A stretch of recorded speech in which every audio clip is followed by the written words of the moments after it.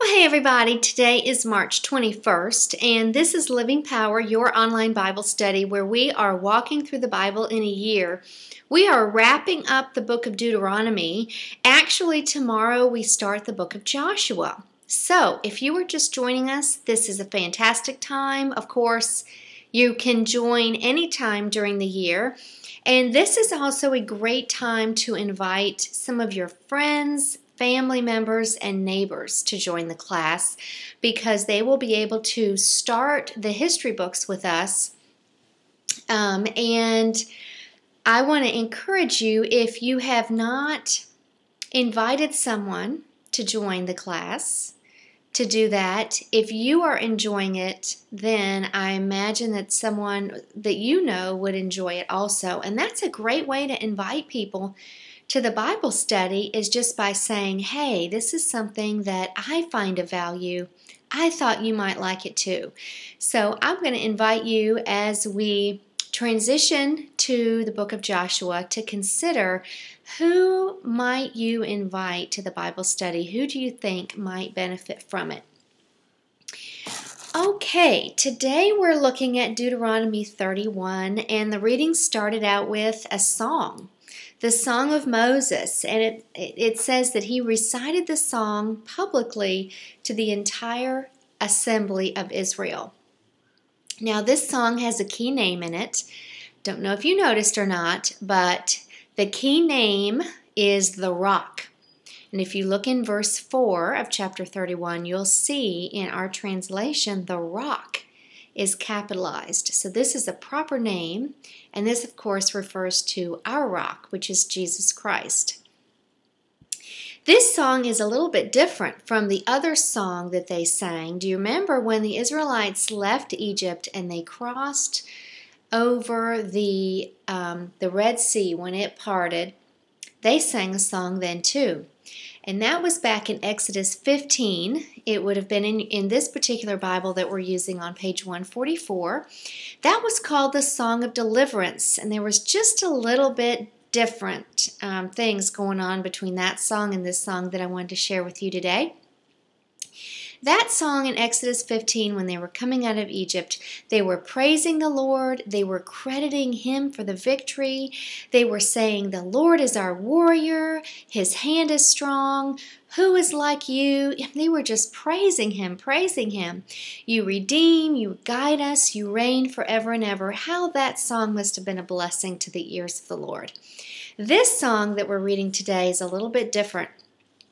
I wonder if this song that they were singing saddened the Lord in any way.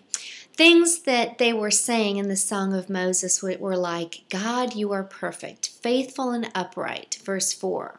Surely that was okay. And then it goes on to say, but you, His children, act corruptly. Are you even His children at all? God guided your ancestors and fed them, but you became fat, heavy, plump, and stuffed. And when you did, when you were filled with all good things, you didn't need the Lord anymore, and you abandoned God. You offered sacrifices to demons. You neglected the rock, capital R, verse 18. God abandoned you and would have wiped you out if your faith, if the faith of another had not interceded. I will repay those who hurt Israel, God says in verse 35. And then there's a rejoicing at the end. Rejoice with Him, verse 43, who is Jesus. For this was a bit of prophecy here in this song. For He will avenge His enemies and cleanse the land. And that, of course, describes His second coming and ushering into His millennial rule, the 1,000-year reign of Jesus Christ.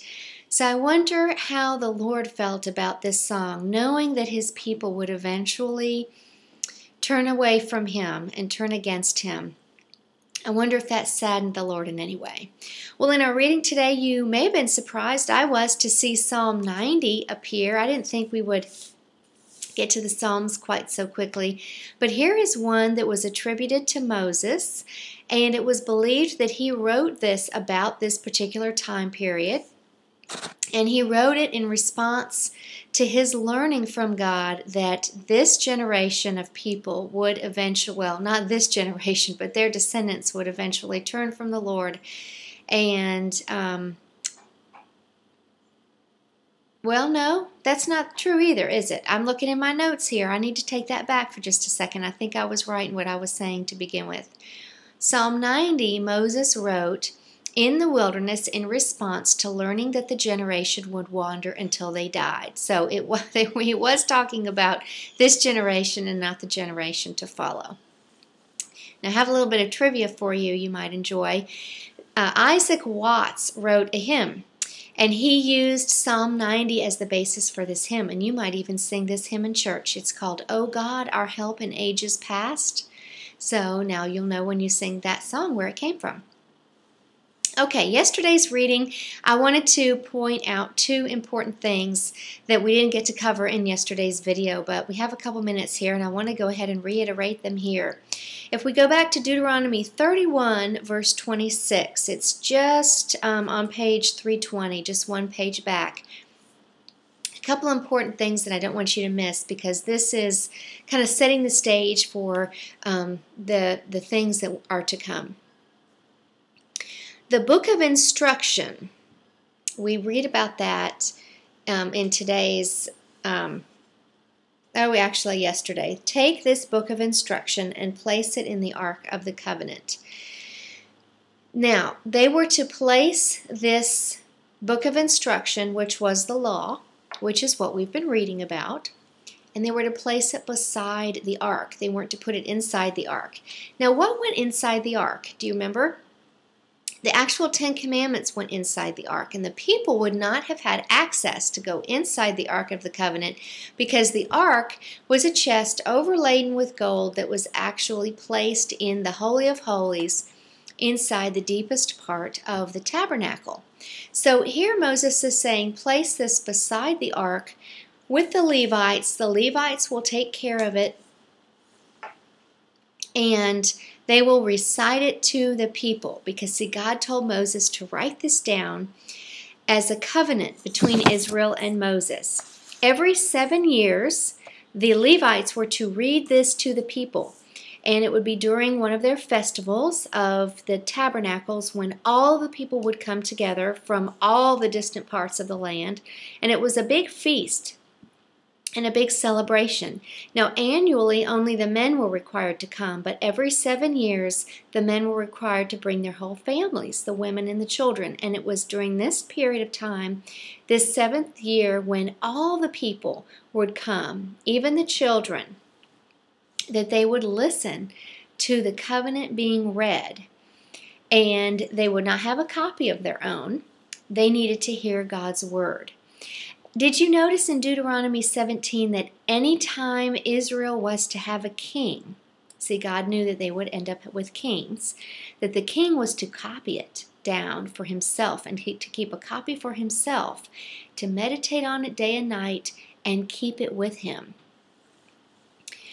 So that just talks to us about the importance that we meditate on the scripture. Think about the people back then not having a copy of the Bible, and how precious it is to us that we have a copy, which is truly special. There are people all over the world today that do not have a copy of the Bible. Either they can't afford it, or it's just not available to them, or they could be persecuted and killed if they had a copy of the Bible and it was found in their possession. So surely we are so blessed by having these Bibles so readily available to us. Now, one more thing I wanted to mention to you today about Deuteronomy. You know, we've been studying the book of Deuteronomy. Today is really the last day. Tomorrow we're going to cover a little bit, but tomorrow we start the book of Joshua. And over the past few weeks, we have been learning that the book of Deuteronomy, is actually a covenant. It's a covenant between God and his people Israel. Now, did you know that in the Greek, Deuteronomy is a compilation of two Greek words? Deutero means second, And nomos, N-O-M-O-S, means law. And that's why I've entitled our lesson today, The Second Law. Now, it's not a second law like God wrote the first law and then changed his mind and rewrote it into a second law. No, it's the same law that he gave Moses and that Moses gave the people.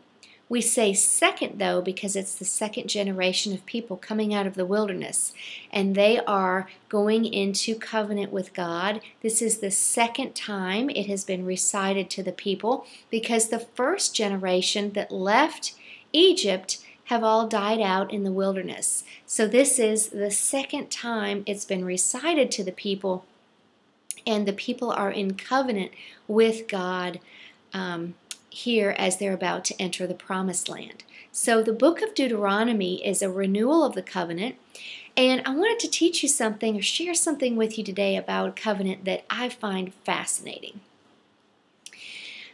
A covenant was very common back in ancient history, and if a king were to overtake a land, he would enter into covenant with the peoples that he was taking over. All the covenants had a similar outline. This covenant that God made with the people follows the same outline. Now, the outline would have included, or the covenant would have included, first identifying who is the owner of the covenant. So as you read the book of Deuteronomy, you see that God is the owner of the covenant. He is making this covenant with his people Israel. Second, the covenants usually included an explanation as to how the owner of the covenant had helped the people. So in this case, that's how God had helped the people. But in other vassal treaties of the time, that would have listed how the king, the overtaking king, had helped the people. Thirdly, it would have listed things that the vassals or the people coming into covenant would be required to do. So here God is listing all the covenants, the stipulations, and the ways that Israel needs to obey. It would have also listed blessings and curses, or simply understood rewards or consequences, and that's very clear here, the blessings and curses. So there was no excuse not to know. Now, so that's interesting, though, I think, that this covenant that God is giving the people follows a very historically relevant and very common outline for how treaties were made between groups.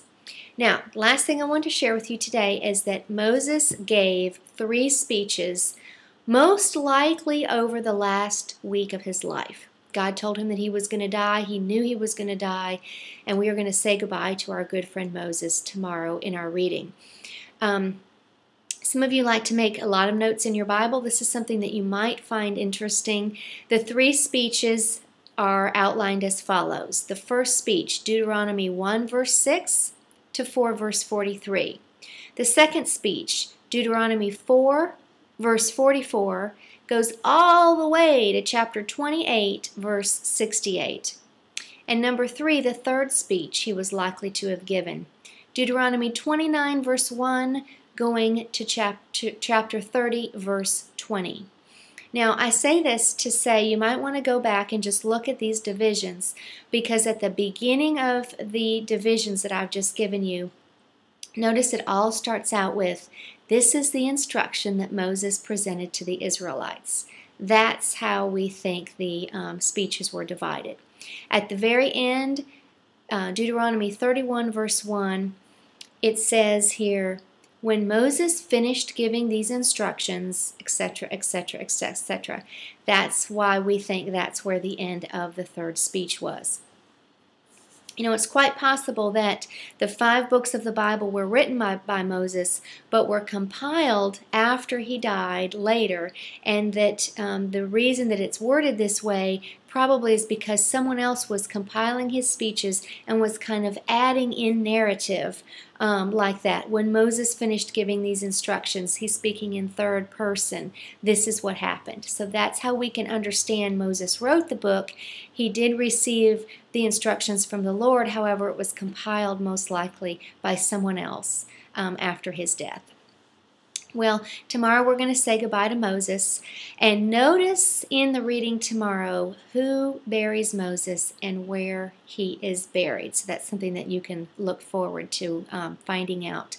Well, it's time for us to say goodbye today. Tomorrow we start the book of Joshua. I can't wait to see you then. Blessings, everyone. Have a wonderful day.